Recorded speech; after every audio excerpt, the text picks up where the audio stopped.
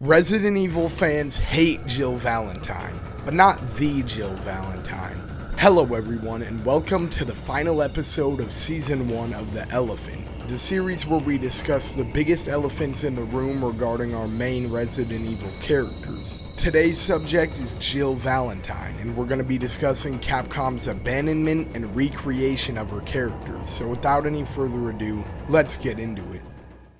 Jill Valentine first appeared in the original Resident Evil back in 1996, where she served as the main character alongside Chris Redfield. This game set up the skeletons for the personalities of our two main characters, but due to the limited technology that they had back then, we didn't really see many character-defining traits from either one of them, although we did get enough to have a firm understanding of who these characters are. Then we saw her again in Resident Evil 3, where she got her first solo game, and this is where we really started to see a lot of that classic Jill Valentine personality that a lot of fans know and love. Just like how the fans know Leon for always cracking jokes and not really taking any threat too seriously, and they know Chris for being the hero of heroes who devoted his entire life to stopping bioterrorism, fans got to know Jill as the kind-hearted character who was loyal, selfless, and always saw the good in people, but still wasn't someone to mess with, and always remained professional during crazy situations, and usually wouldn't make any stupid or unwise decisions. And like Chris, she was very dedicated to putting an end to bioterrorism.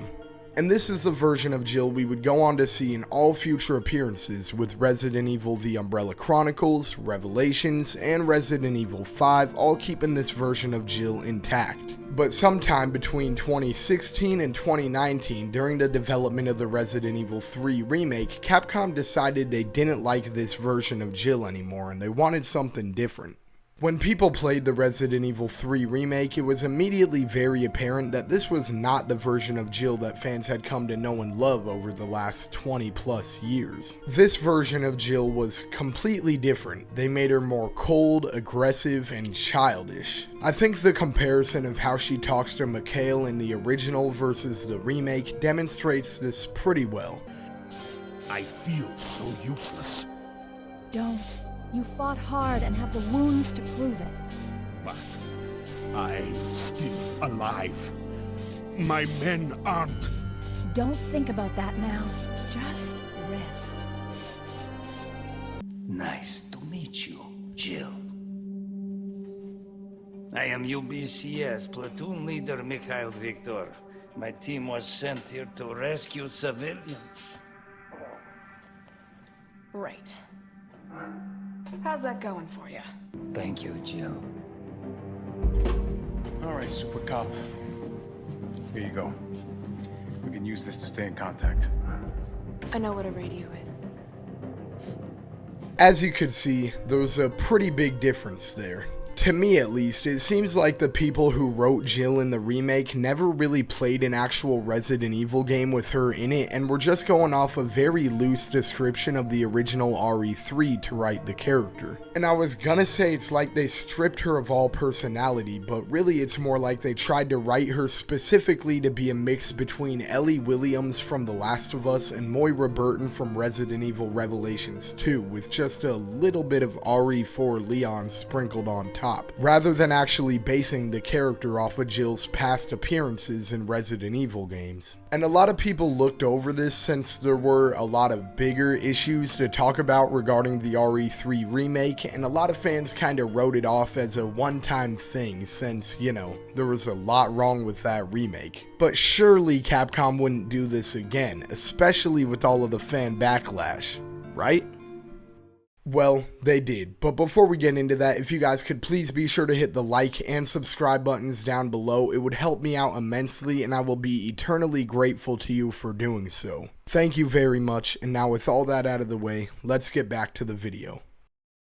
On February 7th, 2023, it seemed like a dream came true for Resident Evil fans as we got the announcement for a sequel to Resident Evil Vendetta, which would be a movie that would feature all of the main Resident Evil characters, with Leon Kennedy, Claire Redfield, Chris Redfield, Jill Valentine, and Rebecca Chambers all appearing alongside each other in this movie. It seemed like nothing could go wrong. Although there was quite a bit of backlash regarding the fact that Capcom decided to use the exact same character model as they did in the RE3 remake for Jill, even though this movie takes place 17 years later, which is long after the events of Resident Evil Revelations, where we first saw Jill with long hair. And since Revelations, every chronological appearance we've seen of Jill involves her with long hair. And not to mention, this movie takes place long after Resident Evil 5, where the experiments that Wesker ran on Jill caused her hair to turn blonde, but I guess that's not canon anymore. I don't know. But I think the part that really made fans mad was when Capcom said they did this on purpose because they didn't think fans would recognize Jill if she didn't have her RE3 remake design, which is a really stupid thing to say given all these different versions of Jill on screen right now. But the fans let it slide because, like I said earlier, this movie is a dream come true for RE fans. Just as long as they don't mess up the return of probably the most important character in this movie. But then release day comes and everyone watches the movie and it's good.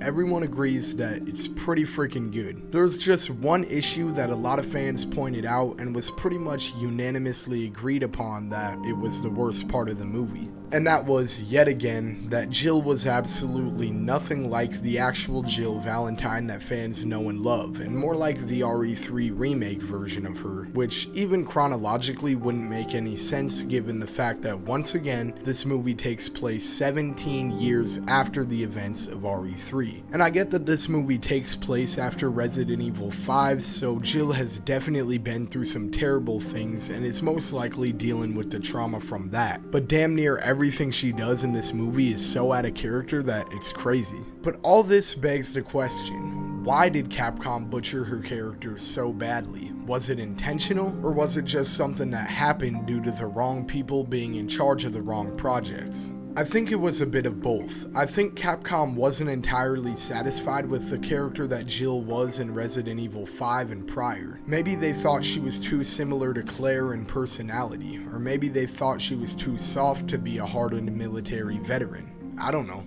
And with neither one of the two studios, M2 or Redworks, who worked on the RE3 remake, having ever worked on a Resident Evil game prior to this, maybe when Capcom suggested that they change Jill's personality a little bit, they took it and ran with it to create the version of Jill that they thought would best suit the game. And as we saw with quite a few things in the RE3 remake, those studios weren't necessarily on point with what they thought would best suit the game. And as for Death Island, bro literally admitted that he was playing the RE3 remake a ton while writing the movie, so of course the version of Jill he saw in the game that he was constantly playing was the version he would put in the movie. What will she be like in future games, movies, and any other appearances in the series going forward?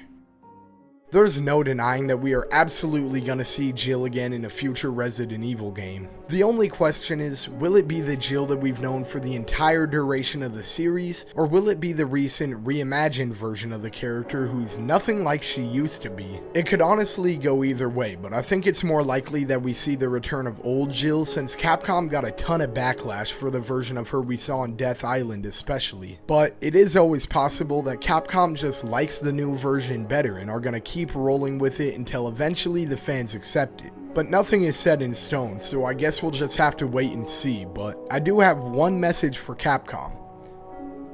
Bring back old Jill, for Christ's sakes, guys. Please, subscribe. In backseat driving me, I had to take the wheel, check to pass me, rhyming, see I always kept it real. They gon' ask me why I'm here, I just do what I feel.